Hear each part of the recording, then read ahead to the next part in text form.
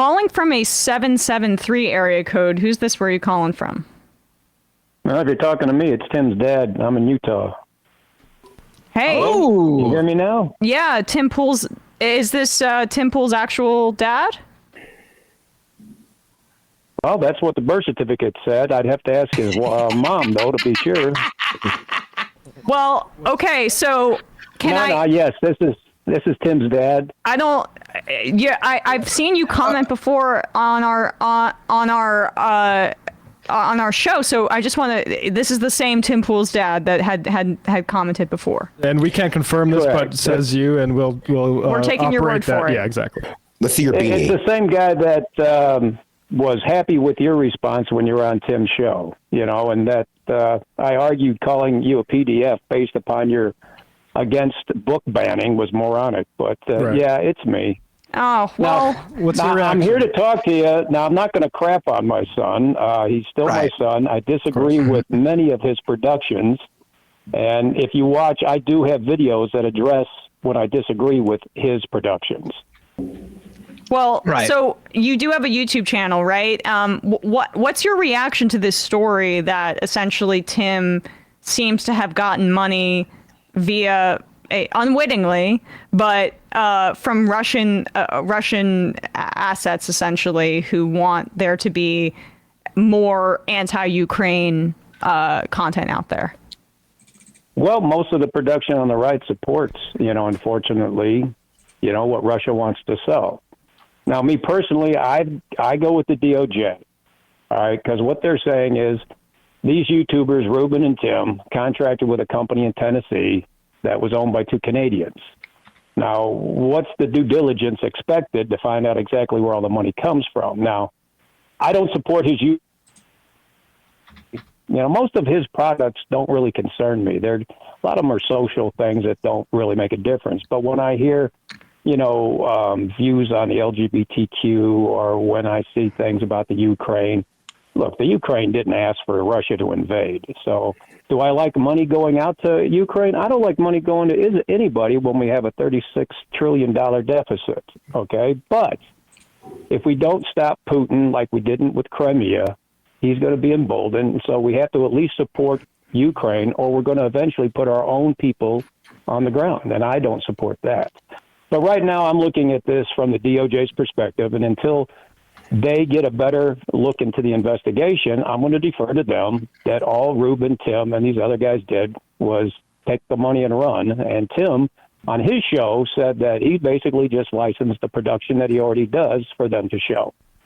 So people on the left or right are going to take their own viewpoints. I'm trying to be impartial and non-biased when I deal with my son as when I deal with all left or rights. I've gone into some left-leaning publications that I get called out when I actually give an unbiased look into it, and they start, FMing me because it doesn't coincide with their echoes. And so I try to be true.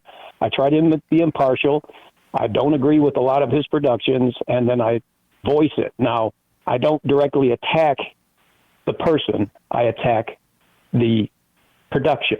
And when people start attacking the person, like when Tim called you a PDF because you were against book banning, I'm like, no, you just lost the disagreement because now you're not addressing the individual topic. You're going after the person. So that's my viewpoints, and that's where I stand on most of that. Mr. Poole, I want a question, for you. Yep. His first initial response is saying that he's in fact a victim of this. What's your reaction to that? Do you think that's an advised way to, respond to this? Well, PR is a big moneymaker in this world, and if you don't respond properly, you just hung yourself. So calling yourself a victim probably isn't the way to go. I mean, that's acting like a victim has no control over what happens. It's like when somebody says she asked for it because she had a high skirt. Well, she doesn't come out and say she's a victim because she wore a skirt. So, yeah, probably not the best choice of words, but a lot of the times in his video productions, I don't like his choice of words. Yeah. But he's selling a product to people that want to buy the product. So as long as he's not complicit with Russia, I'm going to not hang him. I'm not going to hang him. Well, we don't wanna hang want him that either, either. no. Yeah, I'm curious though. I mean, Discredit permanently. there's been a lot of money pouring in, I guess, for Tim and for his. I obviously I went to his compound. I saw where he's at there. I mean, what's your reaction to how much money Tim has really been making in this space, even though obviously you have some disagreements with what he's putting out there? I can't comment to how much he's making. I mean, yeah, he puts on a show and he shows a skateboard park. I'm like, me personally, if I was making money on my videos, I wouldn't be telling you how much I'm making. I mean, not to be, hiding or anything, but if you're in a business and you don't tell the people giving you money to support your product that you're going out and spending it on a skateboard park or thing. So I don't agree with him on showing it, but I don't know how much he makes. I don't talk to him about his money, his business. It's his. I don't, people challenging me on my videos saying that I'm jealous of his success and I want his money. And I'm like, where do you think I live? Do you think I'm in the gutter somewhere? Or I don't need his money. So what's your, they're just well, then trolls people may ask Mr. Poole, why call into our show? It's Mike. Oh, It's Mike. Well, no, because I watch your show and I put in comments, sometimes and this is a discussion. Sure. And I think a lot of people, I don't like, I'm not, who's the man with the beard? I'm lousy on names. Sam Seder. Or Matt Bender. No. Or if you're talking about me right here, then I'm Matt. Yeah. Oh. Okay. Matt seems pretty, see, I always listen to make sure that people are trying to be fair and not biased. And you guys seem to present that pretty good. And Matt is speaking fairly, where most people are going to sit there and start, calling Tim a complete Russian asset, that he was raised in Russia, something, and slowly brought over to America, but Matt seemed pretty fair, and that's what I'm looking at. I'm just like, I don't want social platforms to be left or right. I want impartiality, and I want both sides of the story. And Matt seems to be putting it out there in a fair, unbiased way. So I thought I'd call in and put in my 2 cents because, like I say, I only go with the DOJ, and I get into arguments with my sons because they evidently go by a preponderance of the evidence. When no, I need definitive facts before I hang you. I'm not going to hang you based upon hearsay or things like that, and that's why we disagree. I'm more definitive, legally based when I hang somebody. Right. That makes sense. First of all, I appreciate that, Mike. And I want to say that from what it looks like, you just looking at the evidence and everything, it's just it appears that that's the story that we know to be true as of right now, and that is that people like Poole and Rubin were not told the full information. Now we can talk about how they should have gotten more information, and they should have, but with what they did know, they did not have any idea that there was 2 RT employees at the behest of the Russian government working to basically build up this tenant media channel using Tim Poole and Dave Rubin and Benny Johnson's audience. But like I did say, I do think that they picked those individuals because they felt like that they had already aligned with their interests based on, what they previously have said in videos. Definitely. Yeah, I mean, I'm not going to start buying somebody's videos unless they reference what I'm trying to sell. Okay, right. So 100%, and like I say, that's fair.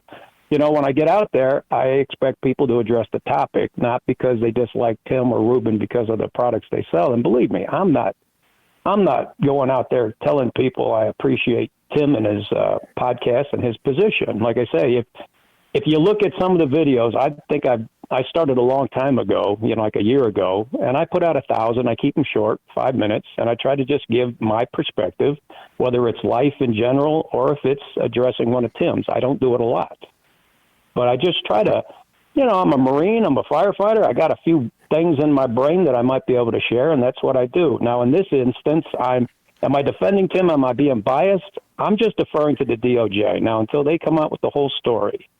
Now, quickly, as a fireman, we would be at incidents, a fire, an explosion, car. We'd get back to the firehouse and we'd turn on the news. And guess what? They're talking about where we just came from, and they are totally wrong. They're trying to be the first to address the topic, to try to get you to zoom in, to stay with their channel. and then eventually they get it right. So I always kind of defer till, let's get the whole story before you hang somebody. That's all. And you guys are seeing, I like the way you report. You're pretty, you called him out for some, idiotic questions, but for the most part, I think you're fair on both sides of the fence when you address topics, and that's why I'm actually talking to you. I appreciate that. Mike. Thanks, Mike. Do you, we'll let you go in a sec, but do you have a sense of, does Tim like your videos? Does he appreciate, you calling? Has he ever mentioned them at all into this show? Yeah. Does he mention them? I mean, I know that I don't think he has very kind feelings about myself or Sam or Matt Binder for that matter. So I guess I'm just interested what his perspective is on you watching our show and calling in. Oh, I don't discuss politics. I got into an hour-long, disagreement with my other son, going back and forth over alternate or fake electors. And luckily my hike didn't take me long at all because I didn't realize where I was. But yeah, we don't discuss, his topics. I don't even know. I asked him once if he knew I had my own video production. I don't think he pays attention to things that really aren't impacting him. And he is pretty busy pushing, selling, doing his things, and more power to him. He's created something. And now if he owned a gun shop, I don't think I'd be happy with him selling guns, but it is a product that people buy. So am I going to hang him because he's producing something that half of the people want to listen to? Unfortunately, I have always questioned, where does the money come on both sides? You can't divide America unless you have two sides, and we have both sides. And maybe we need to look at see where all the money comes in. I don't know whether it's revenue from the video productions, if it's donations, because you have memberships now. And usually I don't even go to a place. If I can't comment without paying a membership, I move on. I hear you. Right. All right. That's why I like you guys. Yeah. Well, thanks so much for the kind words. Appreciate it. And where can people find your YouTube channel, Mike? Tim Pool's dad. It's just Tim Pool's dad. Tim Pool's dad. All right. Yeah. Awesome. But like I say, I aggravate a bunch of people, and I love dealing with ignorant trolls that attack me personally rather than the topic because it's just so easy to debate. Do you hear from Tim's audience, and are those the types that you're talking about? Like, do they get angry that you disagree with your son on political topics? Oh, yeah. They're the ones that call me and say I'm jealous of his success. And a lot of times I'll actually go into his video productions, and then I call out the stupid people that are making stupid comments, and they just love that. I'm just saying, like, they'll say something like the alternate electors, why is that criminal? Well, because the state didn't pick them. They decided themselves. So they are fake by statute, not by my interpretation. And that's when they call off saying, "Oh, you just want his money," and I'm just like, "What are you insane?" And I did a video the other day about success, because they're comparing me. They say, "Well, Elon's more intelligent and successful than you." I said, "Well, first off, you don't know me, you don't know him, so you don't know how intelligent we are. And second, success is a subjective interpretation. So, I've got everything I need. I got a wife, a beautiful wife, my dog, my family I talk to. So for me, being a Marine and a former firefighter, yeah, I think I've been pretty successful in my life. And I think people, are more honorable life than Elon Musk. Well, what I'm just saying is, when I finally take my last breath, I'll remember all the people I was able to help when they were in their worst possible situation. And I'll find comfort in that as I close those eyes. That's what I find as being successful. None of my kids are killers. They're not in prison yet, so I'm going for that so far. There you go. There you go. Well, I appreciate the sentiment, and thank you for being so open-minded and calling in and giving us your perspective on what's happening. And for listening. With Tim and for listening. Yeah, of course. Well, like I say, your crews and everything seem pretty fair. I haven't had anybody MFing me yet in the, in the comments or anything. And like I say, your perspective doesn't have to match mine, and that doesn't mean one's wrong. And that's what I try to explain to people. You can see something from a different side than me. We can have different perspectives, but it doesn't mean either one of us are wrong. We can discuss it and determine why they're different. That's all. Precisely.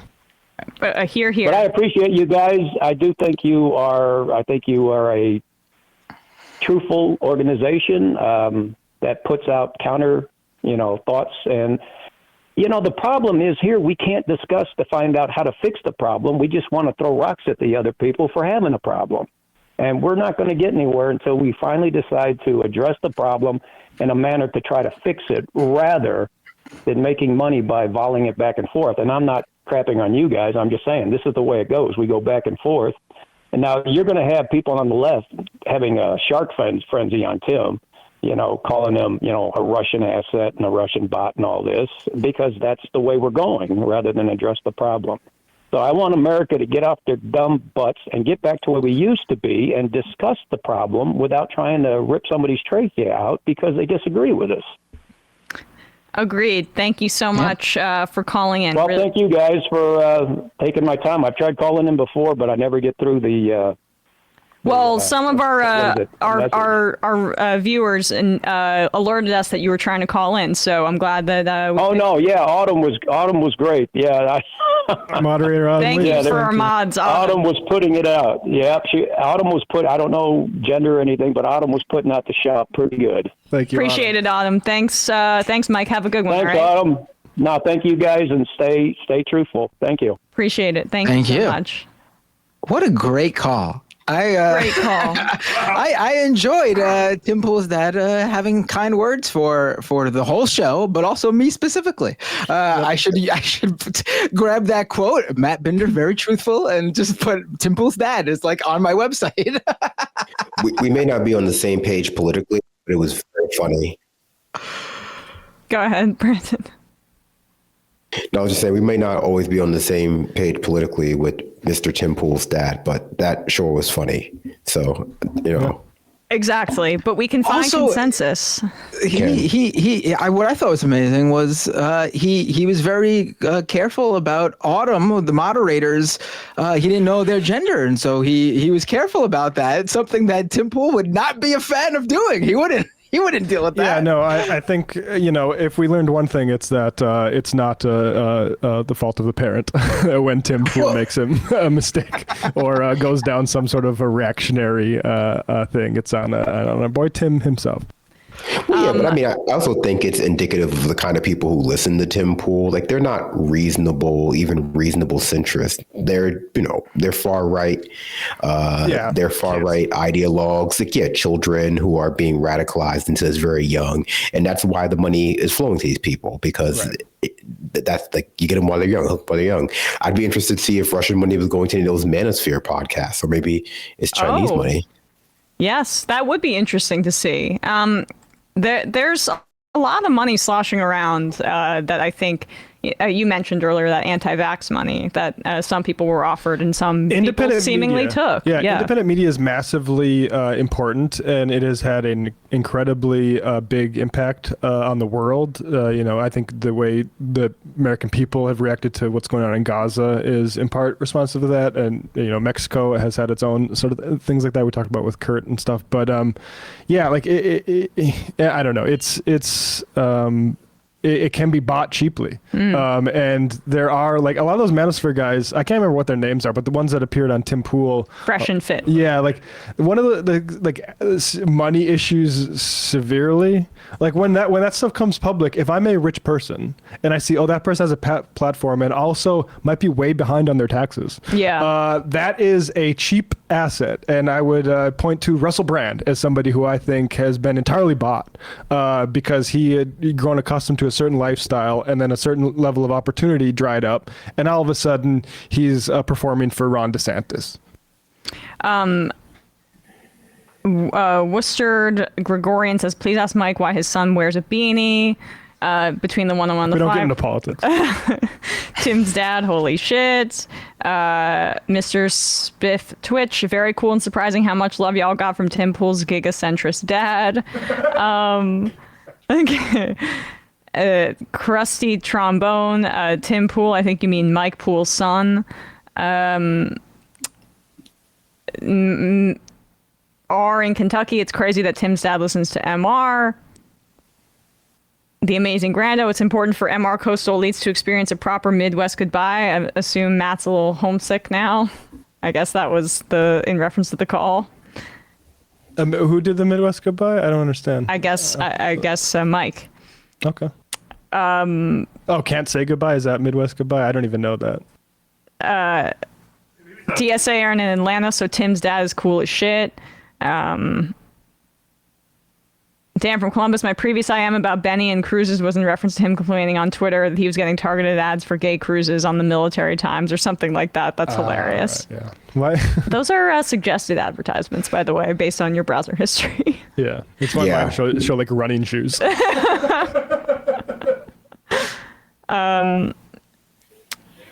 Hogtown. Ruben and Poole sounds like an 80s PI procedural, like Simon and Simon or Jake and the Fat Man.